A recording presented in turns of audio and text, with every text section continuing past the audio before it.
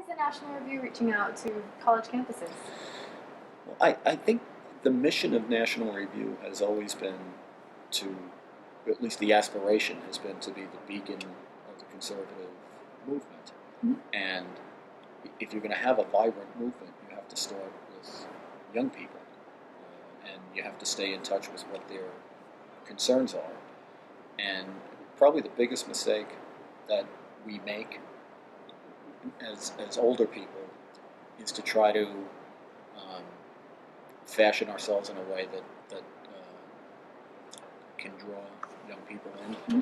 And I think when you're trying to pitch an ideological movement because you think it works in the sense that it makes life better for people, you should come sort of unapologetically and in good cheer to try to explain why that not only has made our lives better, but would make your lives better. I feel like that would be especially hard with foreign policy, because it is kind of a confusing topic. Well, I guess everything's confusing in its own way. Foreign policy is particularly difficult because it's, even though we think of ourselves as global, and we now have a capacity like we've never had before to hit a click and speak to somebody in China. Yeah. Our lives aren't global. Our lives our concerns tend to be very local. And foreign policy is remote to people because we're always trying to navigate what are our interests in whatever scenario we're in. What are the interests of the interested parties that we're willing to meddle into them, I guess is one way of putting it. And the calculus of how much America should be involved outside of our borders is a pretty hotly disputed topic right now. Yeah. And there aren't. I've always thought that the firm principle ought to be that we act in our own interest. We try to act consistent with our principles. And I don't like to say values because values are the things that you do like, and principles are the things that you should like. That's a great way to put it. Well, yeah, but I think we always want to act in a way that's consistent with advancing liberty. But we can't get ourselves entrenched in everybody's problems. And that's a blurry place to be a lot. And it creates a lot of controversy because people have very different ideas about how you square the circle. Yeah. So what do you hope students will learn or remember from your presentation tonight? Well, I'm hoping to learn too. I mean, I'm hoping to get a better fix on what the students' concerns are. And I hope, to the extent that we can talk about some of the things that are controversial topics, to draw some of the passion out of it, and try to walk through it in a reasonable, linear way. For example, to be more concrete about it, Mm-hmm. Islam, in the environment that we have to deal with in national security and foreign policy, is crucially important. And it's a topic that in the United States is difficult to speak about without people on extremes of both ends either wanting to absolve Islam of any culpability whatsoever in terrorism, and on the other side you have people who suspect that because someone's a Muslim they must be a terrorist. And of course the truth isn't either. The truth is complicated, and Islam is complicated. And sometimes we talk about it in a very simplistic way, and I hope maybe tonight we'll deal with why it's complicated and why in some ways the complication is good for us. Yeah. And I feel like the complication, and especially with so many different opinions about foreign policy, the rounding out the corners and trying to fit out, how to address the problems and concerns that are coming up today is a big issue. Students care about that. And so why do you believe that students should stay informed about foreign policy, about the things that are going on outside of their sphere of influence? Well, because it greatly impacts your life.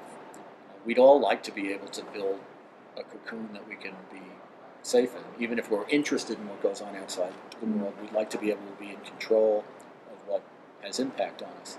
We're not. And it's, it took me a long time to figure that out, but we're not.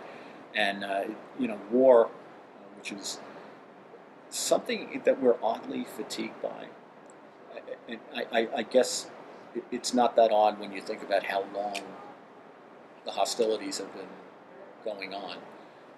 But it is odd in American history because in prior wars, the country has been much more invested in the war effort than they have in this one. I mean, in this one, basically, the country has delegated the war effort to a few 100,000 military families, and it's on the back burner. And to the extent that people say they're weary of it, it's because they're tired of hearing about it. So it's not exactly like, it's making great demands on us. Are you referring to the war on terror? Mm-hmm. Is that okay? Or what's called the war on terror. I've always hated that expression Yeah. too. But there's so much of what we do that's it's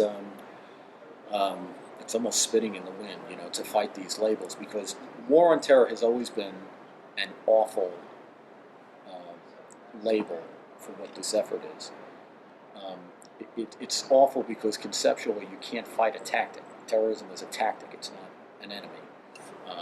Having a war on terror is like having a war on guns. It's not the guns; it's the people who have the guns that you need to worry about.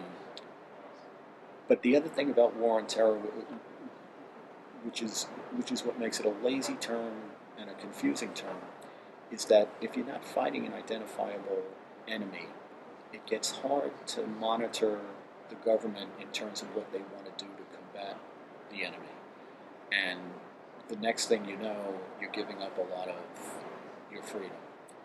And, since what we try to do when the United States goes to war is to promote freedom. And if we have the result of the war effort turning out to be that we're actually attriting our freedom gradually in some ways that we don't even realize it's happening, then it's not a successful war effort, no matter how it comes out. So I think we made a lot of mistakes from the beginning by not being clear about what we were fighting and why.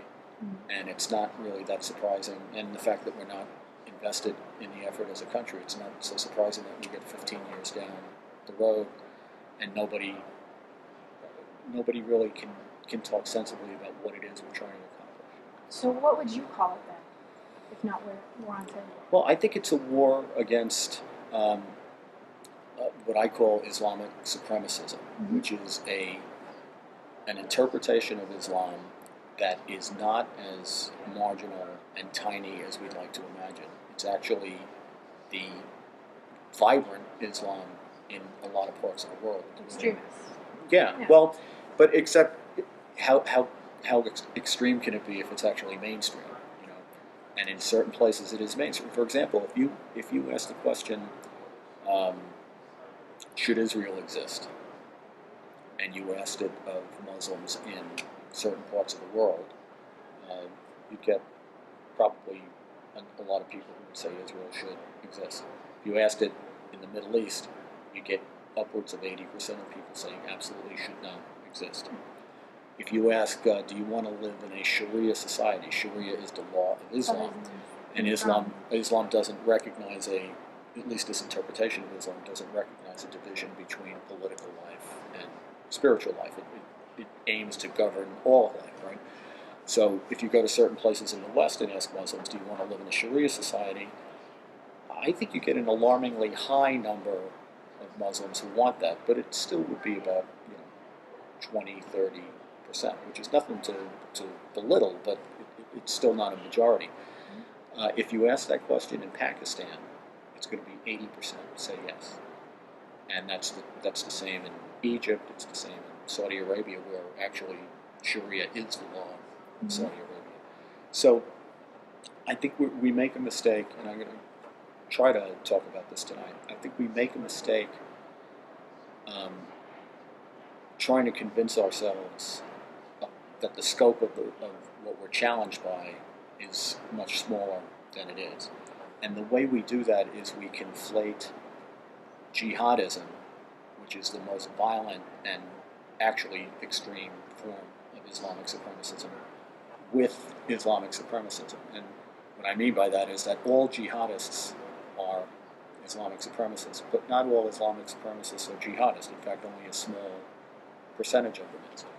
The reason it's important to focus on Islamic supremacism, the broader phenomenon, than the more narrow problem of violent jihad, is violent jihad thrives in a bigger community. And what we find all over the world where there's a problem of jihadism, it's largely because there are these enclaves of Islamic supremacism where it takes root, where it can recruit, where it can train, where it can raise funds, and the like. So it's not just, the problem isn't just the violence, the problem is the ideological environment in which the violence thrives. And we haven't wanted to deal with that because we've been afraid, and this goes back much further than 9/11, Mm-hmm. we've been afraid to say what the ideology is because we're fearful of being interpreted as being against all Muslims and being at war with all of Islam. And I just think we have to have more confidence in ourselves that we can explain what it is we're for and what it is we're against. You know, the first, I'm going to tell people this evening, the first Muslims I met when I worked in counterterrorism were not terrorists. They were patriotic Muslims who were helping us infiltrate terrorist cells, helping us intercept conversations, translate them into English so that we could whip it into a compelling narrative that we could prove in court. So there's very much two sides to this story.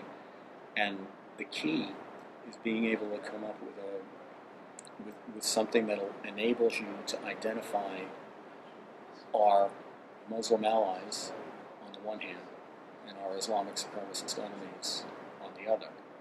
And terrorism is not the right strike point because you miss too much of the threat. Too much of the ideology, not enough of the people that are actually causing harm. Exactly. That's really well described. I looked up your book as well, some of the things that you've written. Yeah.